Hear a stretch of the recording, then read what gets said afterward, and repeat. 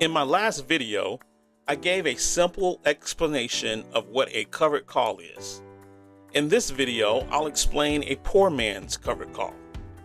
A poor man's covered call lets you make money using the covered call strategy without needing to own 100 shares of stock.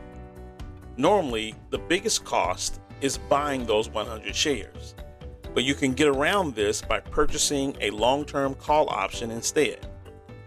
I like to buy deep in the money LEAPs, which stands for long-term Equity Anticipation Securities. All that means is that these options contracts don't expire for a year or longer.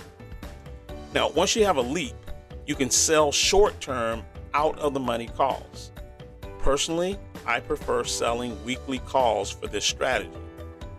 This allows you to collect premiums like a regular covered call, but with less money up front. Now, please understand, this is just a basic overview of how a poor man's covered call works. There are more details to consider before using this strategy. I hope this tutorial was helpful, and if you want to learn more about investing, make sure you subscribe.